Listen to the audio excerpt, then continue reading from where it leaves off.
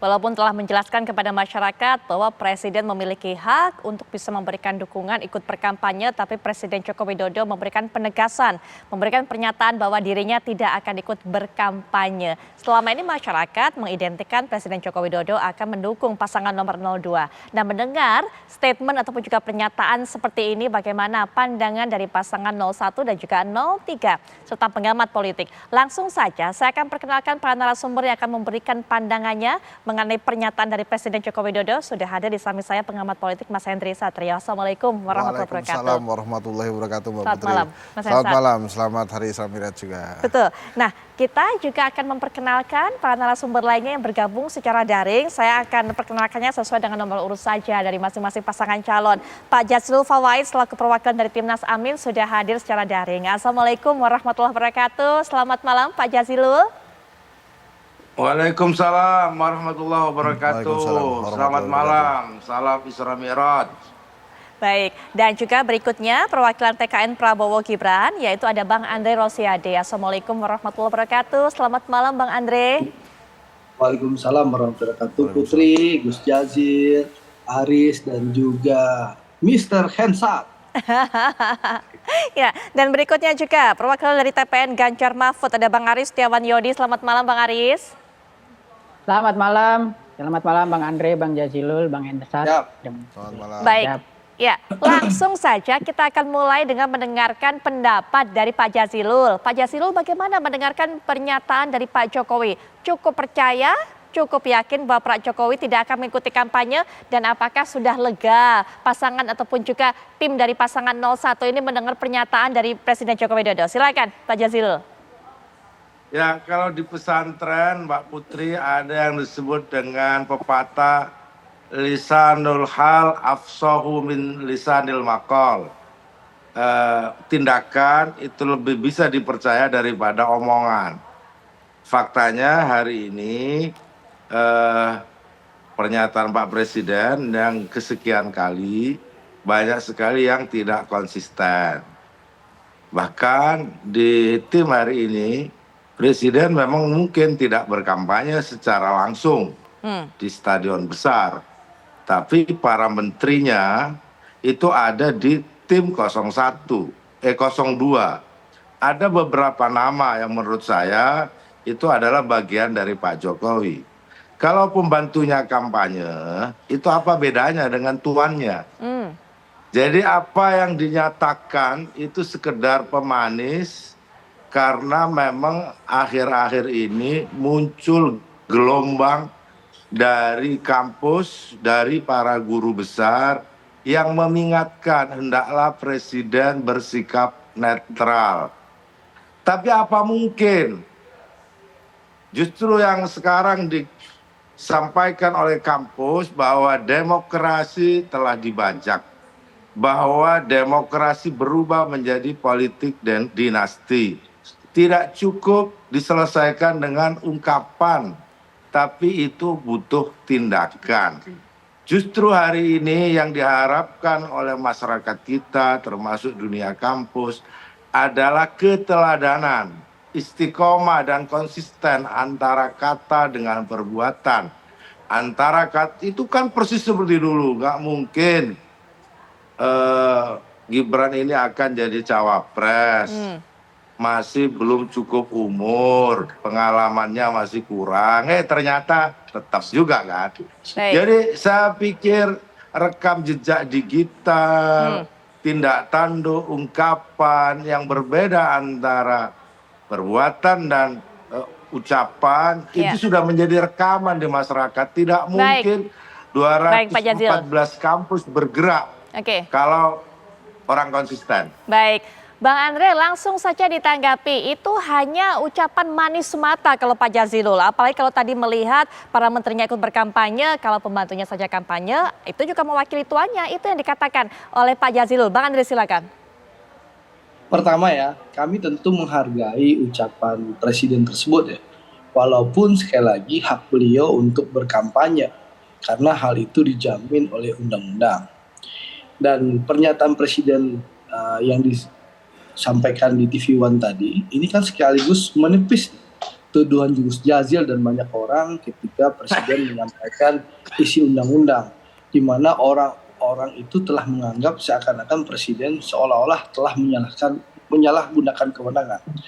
Nah, kami tentu berharap semua orang untuk menghargai dan menghormati sikap Presiden tersebut dan agar semua orang tentu berkomitmen menghadapi pemilu dengan luber dan jurdil. Nah, sedangkan kami, Putri, di Koalisi Indonesia Maju pun kami sangat komitmen agar pemilu bisa berjalan dengan luber dan jurdil karena kami ingin menang secara terhormat dan bermartabat, bukan dengan melakukan kecurangan-kecurangan yang ada. Nah, narasi-narasi yang disampaikan Gus Jazil itu kan bagian dari narasi-narasi penggiringan opini yang menyesatkan.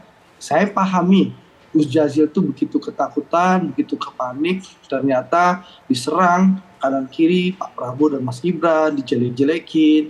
Tapi ternyata alhamdulillah surveinya sudah di atas 50%, 53-54%. Sehingga tentu segala narasi, segala opini harus dibangun kalau bisa untuk mendiskreditkan pasangan Pak Prabowo dan Mas Gibran, termasuk dengan mendiskreditkan Pak Jokowi. Tapi saran saya Gus Jazil, kalau memang ada pelanggaran, laporkan, beri bukti, bawa bukti, sampaikan apa pelanggaran yang dilakukan oleh Presiden, apa yang dilakukan oleh pemerintah. Nah, kalau soal misalnya Erick Thohir, ya, atau Bahlil, ya, itu menteri-menteri Pak Jokowi yang berkampanye di pasangan 02, saya rasakan setiap orang punya hak yang sama untuk menyampaikan pilihannya. Masa Erick Thohir atau Bahlil tidak boleh mengungkapkan dukungan? Yang penting tidak melanggar undang-undang, tidak melanggar aturan. Mokso ya, orang dipaksa-paksa. Jadi gini Gus, jadi kalau Gus Jazil punya bukti, punya data ada kecurangan, laporkan. Jangan omon-omon. Pak Jazil, jangan cuma omon-omon kalau kata Bang Andre, silakan dilaporkan. Nanti kita akan dengarkan apakah kemudian Bang Aris punya catatan tersendiri terhadap pernyataan Presiden Joko Widodo ini, Mas Hensa juga. Tapi setelah jeda, kami akan segera kembali saat lagi.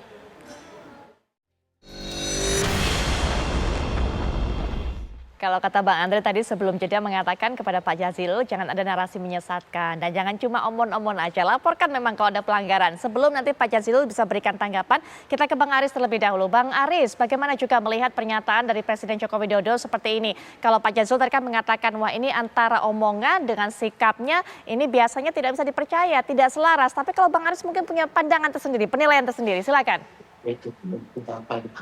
Ya, terima kasih. Kalau kami dari TPN Ganjar Mahfud, tentu yang pertama mengapresiasi apa yang disampaikan oleh Pak Presiden Jokowi bahwa beliau tidak akan ikut kampanye karena memang sudah seharusnya itu dilakukan as a presiden. Juga sebelum-sebelumnya suara-suara dari istana, misalnya Pak Koordinator Staf Sus Presiden ya Pak Ridho Payana berkali-kali menyatakan Presiden tidak kepikiran kampanye, beliau fokus kerja. Dan memang seharusnya as a presiden beliau melakukan hal yang seperti itu. Karena sebenarnya Mbak, apa yang disampaikan Pak Presiden bahwa Presiden boleh kampanye, sebenarnya itu kalimat yang belum lengkap secara undang-undang. Kalimat yang bisa membuat masyarakat bingung, bisa membuat masyarakat menafsirkan hal yang lain, dan juga jajaran-jajaran di bawah Presiden itu melakukan penyalahgunaan. Karena apa? Di dalam Undang-Undang 299 di pasal 299 Undang-Undang Pemilu dikatakan Presiden dan Wakil Presiden boleh berkampanye ketika ia menjadi incumbent. Dan jika tidak menjadi incumbent di pasal 281 ketika beliau ingin melakukan kampanye, itu harus cuti, ya. Cuti. Artinya apa? Cuti itu dia bertindak Presiden Joko Widodo sebagai Pak Jokowi, bukan Presiden Jokowi. Karena apa? Karena ini ada bedanya. Kalau cuti itu artinya tidak boleh menggunakan fasilitas negara. Seperti misalnya kendaraan dan lain sebagainya. Hanya melekat misalnya keamanan. Nah, ini yang tidak disampaikan oleh Presiden dalam konferensi pers pertamanya di Halim itu. Saat itu yang di sebelahnya ada Pak Prabowo itu di belakang pesawat tempur itu. Nah, ini yang tidak dijelaskan, akhirnya masyarakat bisa menafsirkan lain. Loh, kok as a presiden, sebagai presiden boleh? Artinya apa? Kalau presiden tidak boleh berkampanye. Karena apa? Presiden itu juga presidennya Pak Ganjar Mahfud, presidennya Gus Muhaimin dan Pak Anies, juga presiden Pak Prabowo Gibran, Pak Prabowo dan anaknya Pak Gibran misalnya. Nah itu yang terjadi karena kalau misalnya sebagai presiden itu kepala panglima tertinggi dari angkatan bersenjata, panglima tertinggi polisi, panglima tertinggi dan kepala birokrasi dari pusat sampai daerah. Kalau beliau berkampanye sebagai presiden itu artinya semua hal di bawahnya itu boleh berkampanye. Nah ini yang tidak boleh penyalahgunaan dan presiden tidak pernah menyampaikan cutinya itu loh. Nah kalau beliau pengen berkampanye sampaikan saja.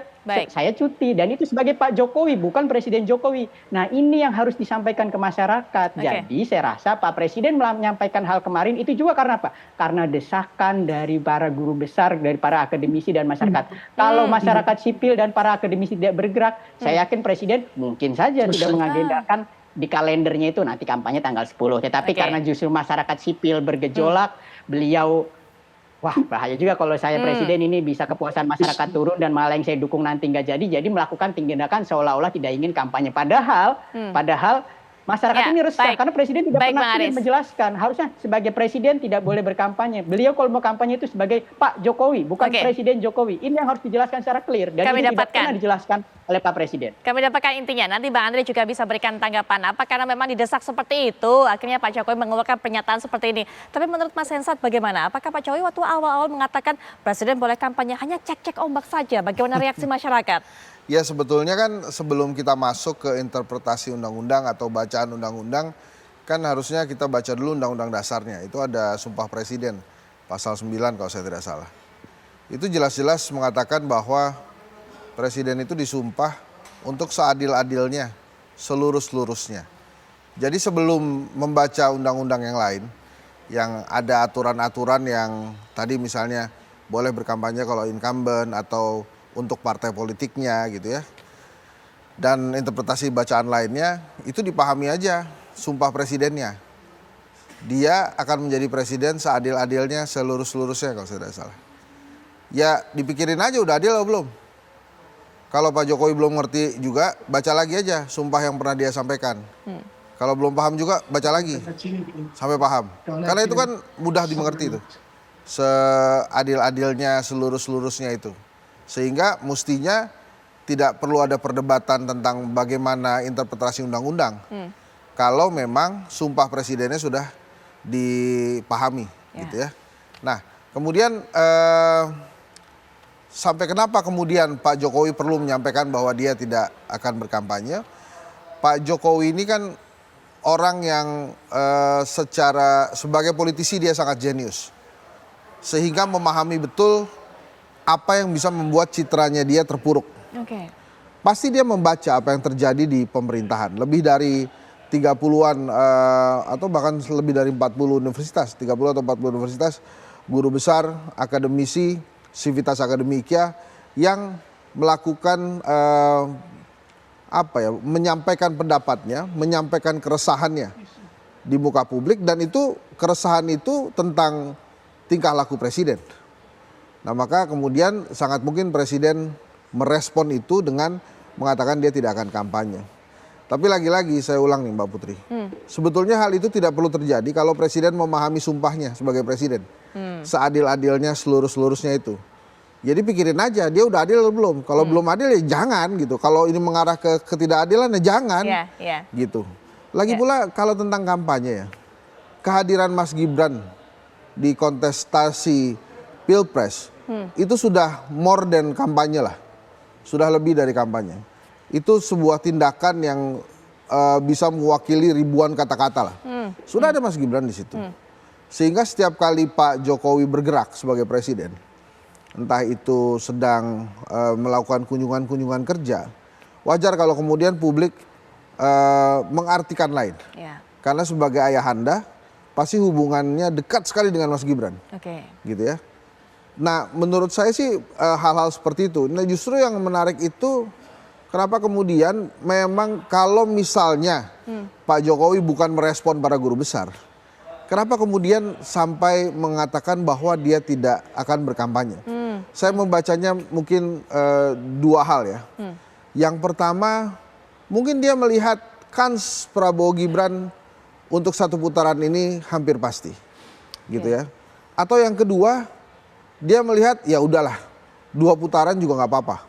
Sehingga dia tidak lagi memaksakan 1 putaran, makanya ya udah saya nggak kampanye. Saya bicara seperti itu karena memang saya pun waktu debat terakhir saya tebak-tebakan juga. Kira-kira Pak Jokowi hadir nggak di debat terakhir?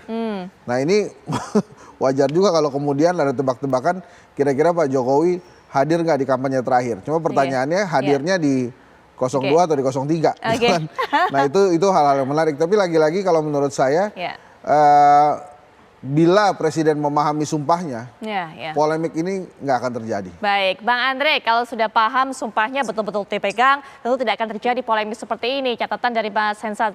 Kemudian juga tadi Bang Aris mengatakan, Bang Hensat juga tadi menambahi bahwa ini sepertinya pernyataan Pak Jokowi timbul karena banyaknya desakan dari para guru besar, dari Sivitas Akademika. Bang Andre. Pertama saya menanggapi Bang Aris dulu.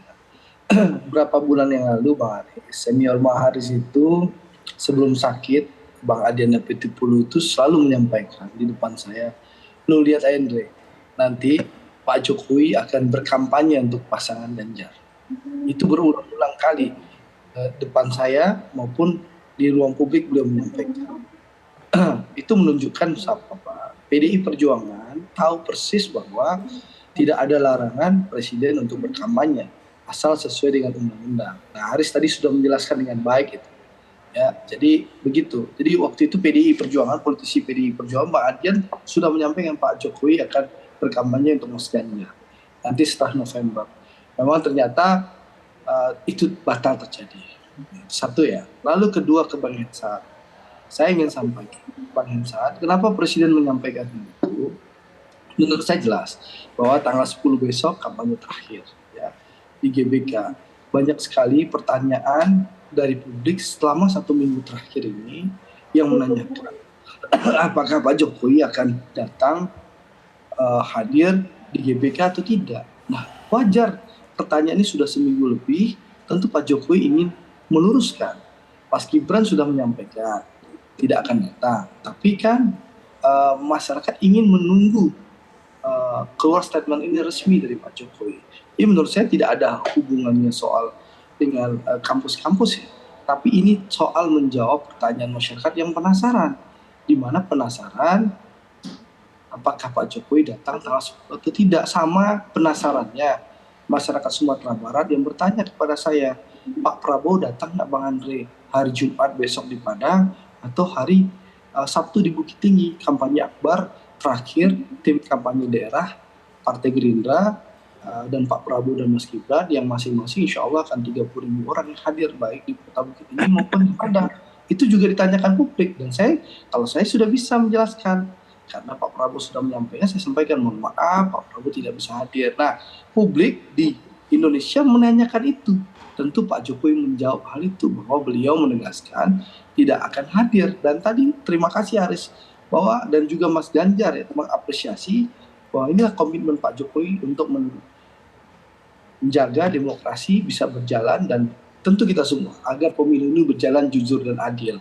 Sekali lagi ya, kita buktikan nanti di TPS. Kalau Gus Jazil masih penasaran, mau bangun opini, mau bangun narasi, ada kecurangan, monggo Gus, laporkan, ungkap, jangan omon-omon penyesatan kepada rakyat. Jangan rakyat dinabobokkan, dibangun narasi menyesatkan, seakan-akan ada kecurangan, tapi satu pun bukti kecurangan tidak bisa disampaikan, tidak ada yang dilaporkan. Gitu loh. Kasihan rakyat dibodoh-bodohi, dibangun narasi sesat untuk kepentingan paslon tertentu. Kasihan rakyat. Baik, Bang Andre. Tidak hanya omon-omon tanpa bukti dan data. Itu loh. Baik. Kasihan rakyat loh. Baik. Ada politisi yang begitu ambisi tapi nggak bisa memberikan bukti. Kasihan rakyat. Baik, nanti Bang Andre lanjut. Pak Jazilul juga nanti bisa berikan tanggapan dan juga Bang Aris, Mas Hensat juga. Tapi setelah jeda berikut ini kami akan segera kembali. Nanti Pak Jazilul silakan. Nanti kita akan kembali saat lagi. Kita kembali lanjutkan perbincangan dan langsung saja saya akan berikan kesempatan kepada Pak Jazilul untuk bisa memberikan tanggapan. Silakan Pak Jazilul.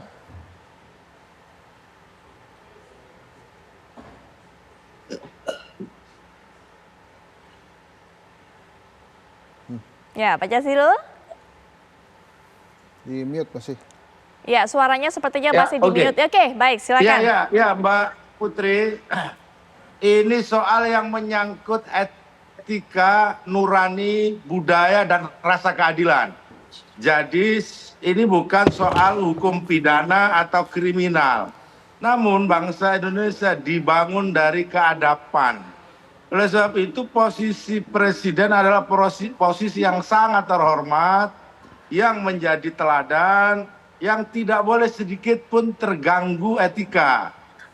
Jadi jangan direndahkan etika ini, etika dasmu misalkan itu nggak bisa.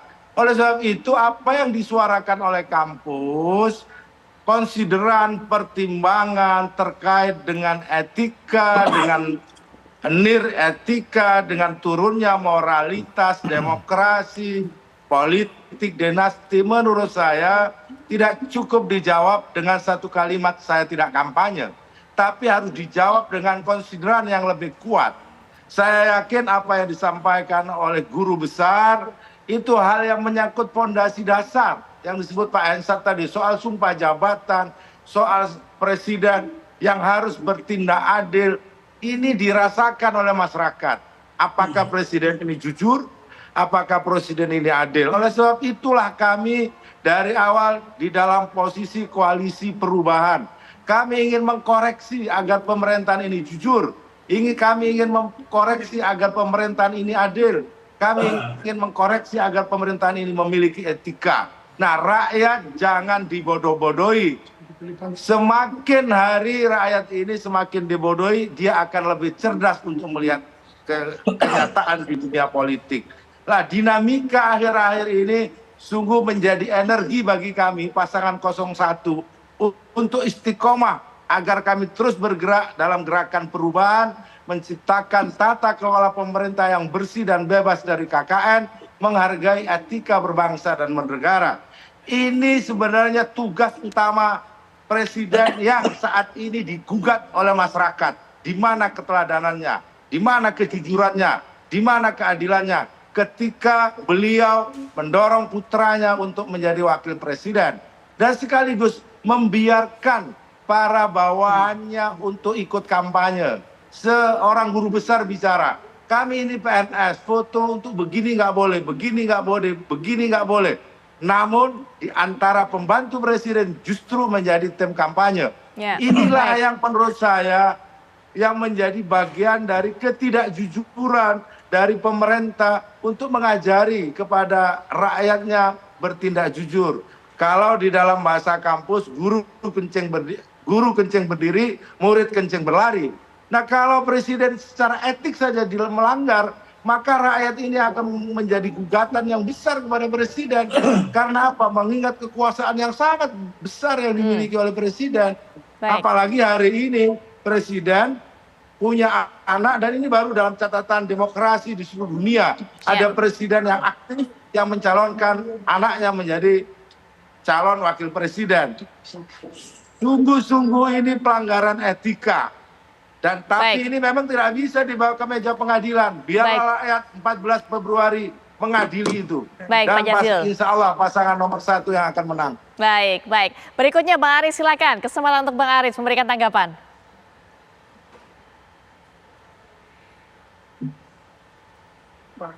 Baik. Kalau tadi dikatakan presiden itu tidak akan berkampanye dan presiden justru memperingatkan untuk semua jajarannya, disebutkan kan ada TNI, Polri, bahkan BIN, semuanya disambutkan itu harus netral. Maka ya itu tadi, Bung Karno pernah menyatakan harus satunya kata dan perbuatan. Itu lebih baik lagi kalau sudah tidak kampanye dan juga benar-benar memerintahkan netral. Coba dong ditegur beberapa pejabat gubernurnya, pejabat kepala daerahnya yang diduga melakukan ketidaknetralan. Taruhlah saja di DKI misalnya sedang viral hari-hari ini, yaitu Pak Heru yang juga PJ Gub DKI yang juga masih sebagai kaset pres hari ini misalnya membagi-bagikan bansos yang bungkusannya itu warnanya sama dengan warna paslon 02, fontnya juga sama, dan itu menjadi perhatian bersama. Coba ditegur dong, jangan hanya memerintahkan netral-netral saja, tetapi pada kenyataannya orang semua menilai itu tidak netral. Artinya apa? Artinya ini ketika masyarakat bisa mengatakan, itu ternyata omong doang saja. Nah ini yang berbahaya. Karena apa? Karena etika tadi yang disampaikan oleh guru-guru besar gelisah. gelisah terhadap apa? Terhadap kejadian selama saat ini yang memang merasa ada yang salah gitu dan harus perlu dikoreksi. Dan itu misalnya dicontohkan dengan luar biasa oleh Prof. Mahfud, yang dimana ia sudah mencontohkan kalau dia sebagai cawapres saja jadi menteri itu bisa netral, tetapi ternyata gagal, ditiru oleh yang lainnya. Bahkan misalnya Bung Bahlil sebagai menteri pendukung 02 menyampaikan gerakan para akademisi itu gerakan yang diorkestrasi dan gerakan oposisi. Ini kan sangat menyakiti masyarakat bahwa bayangkan kritik-kritik berdasarkan objektivitas akademisi saja tidak dihargai oleh para pendukung Pak Prabowo Gibran. Saya khawatir ketika Pak Prabowo Gibran itu menjadi pemimpin di Republik ini, kritik-kritik serupa kalau dari para profesor saja tidak dihargai, apalagi dari rakyat itu bisa tidak didengarkan, apalagi mungkin bisa digilas gitu loh. Ini berbahaya. Nah, Pak Prof. Mahfud mengatakan, Prof. Mahfud itu mencontohkan dengan hal yang luar biasa bahwa ia mundur sebagai cawapres untuk membedakan bahwa ini loh saya sebagai orang yang etik. Kalau Prof. Mahfud hanya sebagai tujuannya elektoral, dia sudah mundur dari jauh-jauh hari. Tetapi Prof. Mahfud ini karena tidak mencari elektoral, melainkan ingin mencontohkan bagaimana seharusnya pemimpin itu mengelola kekuasaannya dan tidak menyalahgunakan kekuasaannya, ya mundur saja kemarin akhirnya walaupun sebenarnya tidak mempengaruhi elektoral lagi. Dan masyarakat bisa mengerti, memahami kalau ingin demokrasi terjaga, kalau ingin suara rakyat didengar, pilihlah presiden rakyat, yaitu Pak Ganjar Mahfud, bukannya presidennya elit dan konglomerat yang didukung 1/3 penguasa ekonomi di Indonesia seperti Pak Prabowo Gibran. Baik, Bang Aris ya. Mas Hensat, soal etika diungkit oleh Pak Jazilul, etika tidak hanya bisa segampang itu diselesaikan dengan pernyataan saya tidak ikut berkampanye. Kemudian sekali lagi diungkit juga oleh tadi Bang Aris bahwa tidak selaras antara kata-kata dengan perbuatan. Ya, kalau etika ini akhirnya memang perbincangannya akan luas dan jauh ya. Tapi memang kalau di tatanan Civitas Akademika, etika ini menjadi hal yang luar biasa. Bahkan jangankan tentang etika gitu ya, pelanggaran nyontek apapun alasannya itu bisa di DO tuh. Jadi artinya rigid peraturan di dalam kampus. Jadi pada saat guru besar keluar menyampaikan kegelisahannya, harusnya memang Presiden Jokowi mendengarkan itu. Walaupun sebetulnya sebelum sampai ke presiden, tatanan pertama yang mestinya mendengarkan apa yang disampaikan oleh para guru besar itu adalah DPR.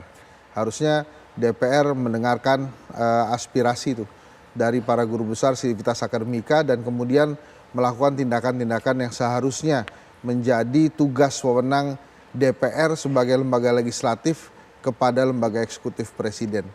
Gitu ya. Nah, ini kan kita akan masuk ke dalam pencoblosan nanti 14 Februari ya, 10 Februari hari kampanye terakhir dan apa yang disampaikan oleh Presiden tidak berkampanye di ujung-ujung gitu ya itu sih bagus-bagus saja buat Presiden gitu, saya juga mengapresiasi itu.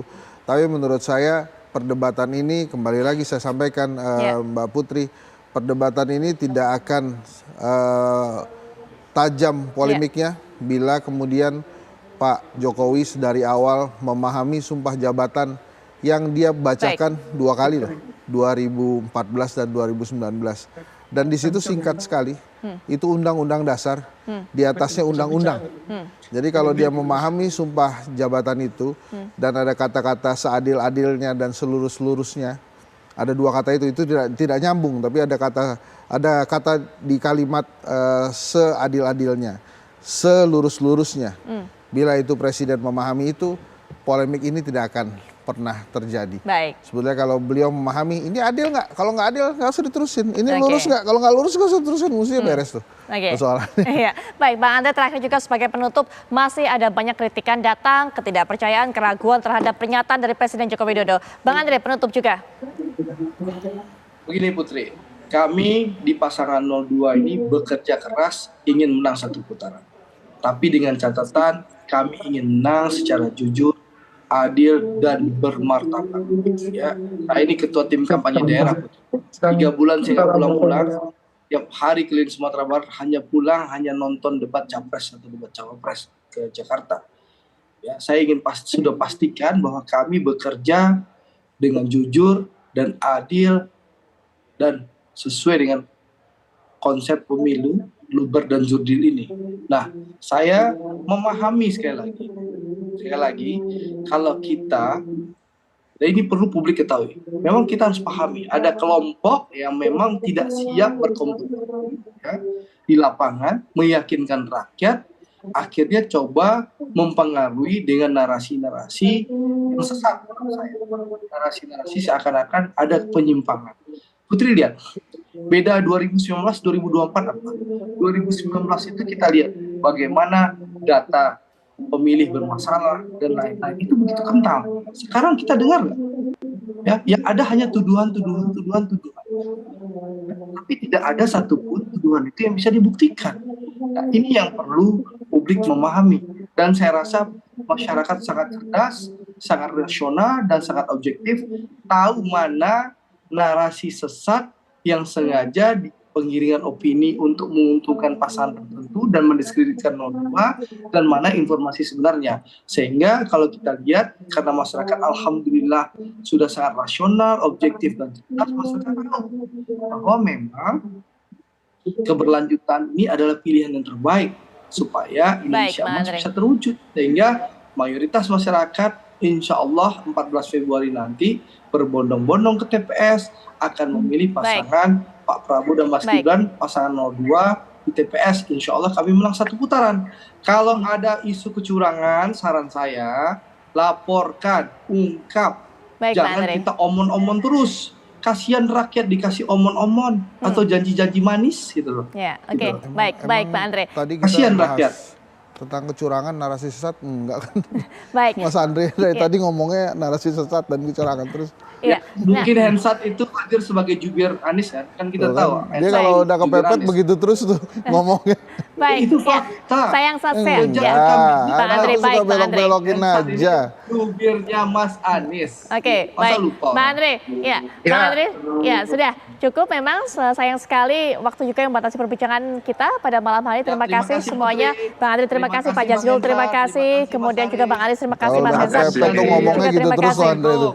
Kepepet gitu lagi. Aduh, nggak ada narasi lain. Tapi yang pasti perbincangan kami ini akan menjadi bekal Anda untuk bisa menuju ke TPS dan juga memberikan pilihan Anda 14 Februari mendatang. Karena kami kabarkan Anda putuskan. Kami akan kembali dengan rangkaian informasi menarik lainnya bersama Ken Anes setelah jeda berikut ini. Kami sudah kembali.